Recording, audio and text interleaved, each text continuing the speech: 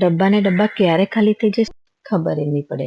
અને બનાવતા તો બિલકુલ ટાઈમ નહીં લાગે અને ખાતા પણ ટાઈમ નહીં લાગે. તો આજે આપણે એકદમ ઇઝી રીતે મમરાનો ચેવડો એટલે કે ચવાણું કે તમે જો કહેતા હોય મિક્સર એ બનાવવાના છીએ. તો તમને એવું થતું હશે કે આમાં પડી શું નવી વાત છે. તો આજે આપણે એકદમ ઇઝી રીતે બનાવવાના છે અને મમરા વઘાર્યા વગર. તો એ કઈ રીતે ફટાફટથી જોઈ લઈએ. તો સૌથી પહેલા તો અહીંયા મેં આપણે ચોખાના પૌવા આવે છે ને જાડા, જે ખાલી તળવા માટેના જ હોય છે, એ પૌવા લીધેલા છે. તો અહીંયા મેં દીપકના પૌવા લીધેલા છે. તમને જે પણ મળે એ તમે લઈ શકો, પણ આ રીતે તળવા માટેના સ્પેશિયલ આવે છે જાડા પૌવા, એ લેવાના. એટલે એનો ચેવડો બહુ સરસ થતો હોય છે. તો આ રીતના હોય છે, થોડાક જાડા હોય છે. આપણે બટેટા પૌવા કરીને એનાથી પણ જાડા આવે છે. તો પૌવાને હંમેશા ચાળીને જ લેવાનું, એટલે કે અંદર કંઈ બી કચરો કે કંઈ બી હોય ને એ બધું નીકળી જાય. અને એની સાથે અહીંયા મકાઈના પણ 2 કપ જેટલા પૌવા લીધા છે. આપણે ચોખાના 2 કપ લીધા અને મકાઈના પણ 2 કપ. તો એને પણ આ રીતે એકવાર ચાળીને સાઈડમાં રાખી દઈએ. હવે બે વસ્તુ 2 કપ લીધી છે, તો એની સામે આપણે અહીંયા 4 કપ જેટલા મમરા લઈએ છીએ. આ એક સરસ રીતનું માપ છે. તમારે જો મમરાની ક્વોન્ટિટી એમાં વધારે નાખવી હોય તો તમે એડ કરી શકો છો. કે આખી કોથળી મમરા નાખી અને આટલી વસ્તુ નાખશો તો પણ મસ્ત ચેવડો બનશે.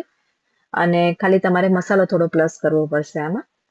મેં જે અત્યારે માપ કહીશ એનાથી. તો અહીંયા 4 કપ જેટલા આપણે મમરા લીધેલા છે.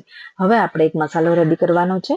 તો 1 ચમચી લાલ મરચું, 1 ચમચી જેટલું અહીંયા મેં મીઠું નાખેલું છે, એટલે કે ટેસ્ટ પ્રમાણે મીઠું, અને આમચૂર પાવડર 1 ચમચી, અને સાથે 3 થી 4 ચમચી જેટલી ખાંડ નાખવાની છે. આપણે ખાટો મીઠો બનાવવાના છીએ એટલે. અને 1/4 ચમચી એટલે કે અડધી ચમચી થોડી વધારે એવી હળદર, અને અડધી ચમચી જેટલી આમાં વરિયાળી પણ એડ કરી છે. એનો ટેસ્ટ આમાં બહુ મસ્ત આવતો હોય છે. હવે એને મિક્સરમાં પીસીને સાઈડમાં રાખી દઈએ. અને જે વાસણમાં એટલે કે જે તવલામાં આપણે તળવાના છે ને એમાં જ મેં મમરા પહેલા શેકી લીધેલા છે. તો મમરા એકદમ ધીરા ગેસે આ રીતના થવા જોઈએ, ક્રિસ્પી એવા, એટલે કે એવા શેકાઈ જવા જોઈએ. હવે આપણે એને ઉતારી લઈએ અને એક મોટા વાસણમાં એટલે કે પોળા વાસણમાં નાખી દેવાના. હવે આપણે એમાં તેલ ગરમ થવા મૂકીએ છીએ. હવે સૌથી પહેલા તેલ એકદમ સરસ આવી જાય ને એટલે મીડિયમ ફ્લેમ પર આપણે આ સિંગ તળી લેવાની છે. 1 કપ જેટલી અહીંયા કાચી સિંગ લીધેલી છે. તો આ રીતનો કલર આવવો જોઈએ સિંગનો, અને મસ્ત શેકાઈ ગઈ છે, મતલબ તળાઈ ગઈ છે. તો એને પણ આ રીતે મમરાની સાથે નાખી દઈએ. એની સાથે અહીંયા દાળિયા લીધેલા છે, જે ઇઝીલી આ બધી વસ્તુ તમને બજારમાં મળી જશે અને આપણા ઘરમાં પણ હોય જ છે અમુક વસ્તુ આમાંથી. એ પણ સરસ તળાઈ જાય ને એટલે આપણે કાઢી લેવાના. હવે આ તેલ એકદમ આકરું એટલે કે એકદમ ગરમ થયેલું હોવું જોઈએ, પછી જ પૌવા નાખજો. આમ ધુમાડા નીકળે ને પછી, એટલે એકદમ સરસ ફૂલીને દડા જેવા થશે પૌવા. તો આ રીતના મકાઈના પૌવા પણ તળી લીધેલા છે. અને આ મારી પાસે આ જારો છે, સ્પેશિયલ જારો છે ચોખાના પૌવા તળવા માટે. એટલે આ રીતે તળશો ને તો છૂટાય નહીં પડે અને ફટાફટથી તળાઈ પણ જશે. કારણ કે તમે મતલબ આ રીતના પૌવા કાઢશો ને એટલે બાકીના પૌવા છે ને બળી જતા હોય છે. એટલે એવું ના થાય એના માટે આ જારો છે એટલે હું એ રીતે તળું છું. તો અહીંયા આપણે ચોખાના પૌવા પણ તળાઈ ગયા છે. થોડા કાજુ અને કિસમિસ લીધેલા છે. અને સાથે આપણે થોડો લીમડો પણ નાખીએ. અહીંયા જો તમે લીલું મરચું નાખવા માંગતા હોય તો એ પણ આમાં નાખી શકો છો. અને ટોપરું નાખવા માંગતા હોય તો ઝીણું સુધારેલું ટોપરું પણ અંદર એડ કરી શકો છો. અત્યારે મારી પાસે સૂકું ટોપરું નથી એટલે મેં એડ નથી કર્યું.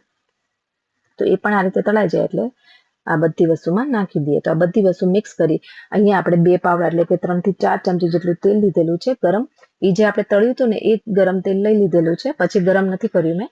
એમાં જે મસાલો પ્રિપેર કર્યો તો એ નાખી દીધેલો છે અને એને મિક્સ કરી પછી એ મિશ્રણ નાખજો. આ રીતે કરવાથી છે ને ક્યારેય તમારે એકદમ ચેવડો કોરો નહીં પડી જાય. તમે જોજો ઘણીવાર આમનામ ઉપરથી આ મસાલો છાંટો ને આ બધી વસ્તુમાં, એટલે 2 દિવસ તો સરસ રહેશે, પછી એકદમ આમ સૂકો થઈ જતો હોય છે અને કોરો પડી જતો હોય છે.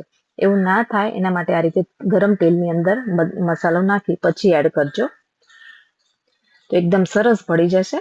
હવે આપણે આ રીતે મિક્સ કરી દઈએ.